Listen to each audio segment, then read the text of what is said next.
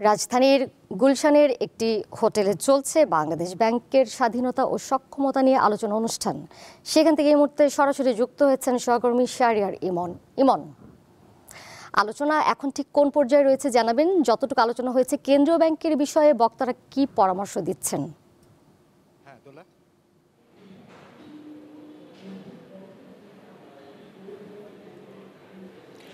হ্যাঁ দোলা, policy research ইনস্টিটিউটের উদ্যোগে আজকে আসলে বাংলাদেশ ব্যাংকের স্বায়ত্তশাসন নিয়ে আলোচনা চলছে হোটেল আমারিতে।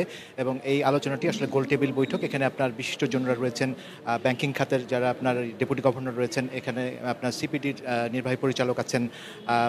আমরা দেখেছি যে আপনার বিএনপির আপনার সাবেক বাণিজ্যমন্ত্রী জনাব আমির খসরু মাহমুদ চৌধুরী সাহেব আছেন।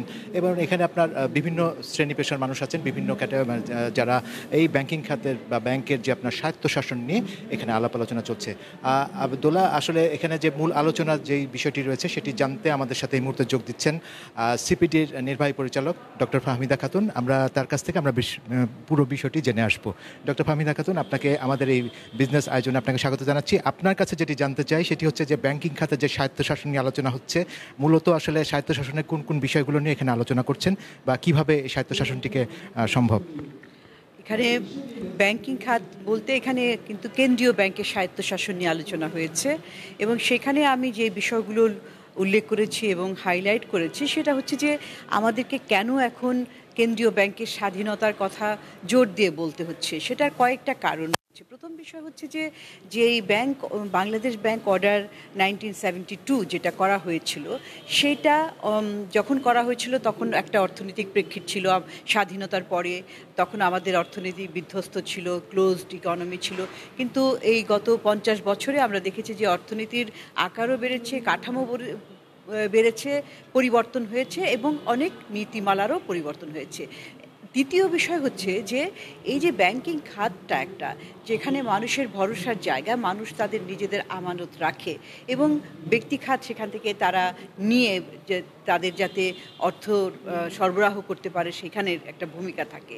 সেই জায়গাটা থেকে আমরা দেখেছি যে একটা দুর্বলতা সৃষ্টি হয়েছে এবং কেন্দ্রীয় ব্যাংক তো অন্যান্য ব্যাংকেরও ব্যাংক, একটা ভরসার জায়গা, সেইটাকে উন্নত করার জন্য। এবং সেটা কেন দুর্বল হলো সেটার কারণগুলো আমরা যদি দেখি তাহলে দেখব যে ব্যাংকিং খাতের সামগ্রিকভাবে সেখানে যে সূচকগুলো, সেই সূচকগুলোতে একটা অনেক ক্ষেত্রে ধস নেমেছে। আপনি ধরেন যে যেই মূল আলোচনার বিষয় যে খেলাপি ঋণের পরিমাণ এত বেড়েছে ক্রমান্বয়ে এবং এখানে ইচ্ছাকৃত খেলাপি ঋণের পরিমাণটা বেশি। এবং তারপরে রয়েছে যে এই কেন্দ্রীয় ব্যাংকের একটা মূল ভূমিকা হচ্ছে মূল্যস্ফীতি নিয়ন্ত্রণ করা। কিন্তু সেই মূল্যস্ফীতি নিয়ন্ত্রণ করতে কেন্দ্রীয় ব্যাংক গত 3 বছর থেকে উচ্চ মূল্যস্ফীতি, সেটা কিন্তু এতদিন পর্যন্ত তারা সঠিক পদক্ষেপ নেয়নি, এই গত 1 বছরের আগ পর্যন্ত।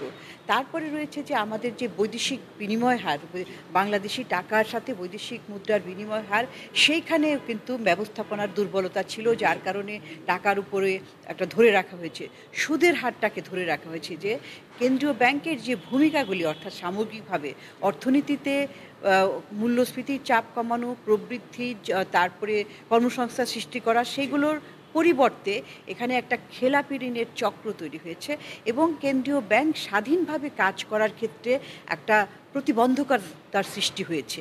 এবং যেটা সৃষ্টি হয়েছে কারণ এখানে যারা নীতি নির্ধারক পর্যায়ে যারা রাজনৈতিক প্রভাবশালী এবং এখানে অর্থ মন্ত্রণালয় কিংবা রাজনৈতিক উচ্চতর পলিসি মেকাররা, তারা সরাসরি হস্তক্ষেপ করেছে কেন্দ্রীয় ব্যাংকে সঠিকভাবে এবং স্বাধীনভাবে কাজ করতে দেয়নি। সেই কারণে ম্যাডাম, এখানে আমি একটু প্রশ্ন করতে চাই যে সেক্ষেত্রে আপনার যে কেন্দ্রীয় ব্যাংকের যে স্বায়ত্তশাসনটি এখন যদি আমরা বাস্তবায়ন করতে যাই সেক্ষেত্রে আপনার কিভাবে সম্ভব? বা আপনি যেটি বলছিলেন যে আলোচনায় রাজনৈতিক সদিচ্ছার একটি কথা বলছিলেন।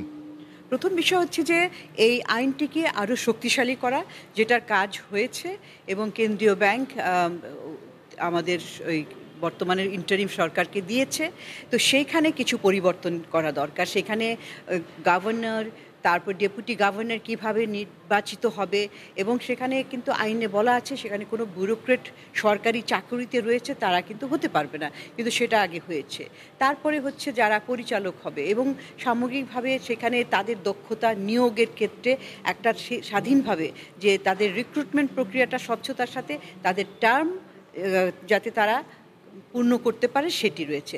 এবং সর্বশেষে কিন্তু আসলে আমরা নীতি মানা যতই শক্তিশালী করি এবং সেটা যদি আপনার পার্লামেন্টেও পাশ হয়, কিন্তু তারপরে এটা বাস্তবায়ন করার জন্য রাজনৈতিক সদিচ্ছাটা খুব গুরুত্বপূর্ণ। এবং এখানে একদিকে আইন, অন্যদিকে যোগ্য ব্যক্তি, এবং সবার উপরে রয়েছে রাজনৈতিক নীতি নির্ধারকদের একটা শক্ত অবস্থান।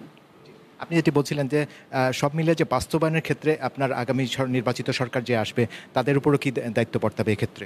অবশ্যই প্রথম বিষয় হচ্ছে যে আগামী নির্বাচিত সরকারকে এটা পার্লামেন্টে এটা অ্যাপ্রুভাল করতে হবে এবং তারপরে বাংলাদেশ ব্যাংককে সেই অনুযায়ী কাজ করতে দিতে হবে, সেই স্বাধীনতাটা দিতে হবে।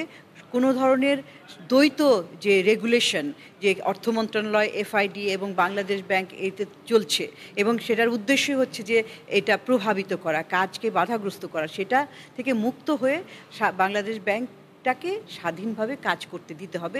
এটাই হচ্ছে রাজনৈতিক সরকারের একটা অন্যতম ম্যান্ডেট। কারণ আপনার যদি ব্যাংকিং খাতটা ভালোভাবে না চলে তাহলে কিন্তু অর্থনীতির যে প্রাণ কেন্দ্র, এখান থেকেই সম্পদ যায়, এখান থেকে ঋণ যায়, ব্যক্তি খাত যাতে বিনিয়োগ করতে পারে, যাতে কর্মসংস্থান সৃষ্টি করতে পারে, মানুষ যাতে ব্যাংকে তার জমানো অর্থটা স্বাচ্ছন্দ্যে রাখতে পারে, নিশ্চিন্তে রাখতে পারে, এবং সেটা আবার অর্থনীতির বিভিন্ন কাজে, উৎপাদনশীল কাজে ব্যবহৃত হয়। সুতরাং এই একটা অর্থনীতির প্রাণ ভোমরাটা, এটাকে নষ্ট করলে কিন্তু সামগ্রিক অর্থনীতি দুর্বল হয়ে যাবে। ডক্টর ফাহমিদা খাতুন, আপনাকে অশেষ ধন্যবাদ আমাদেরকে সময় দেওয়ার জন্য। আপনাকে ধন্যবাদ।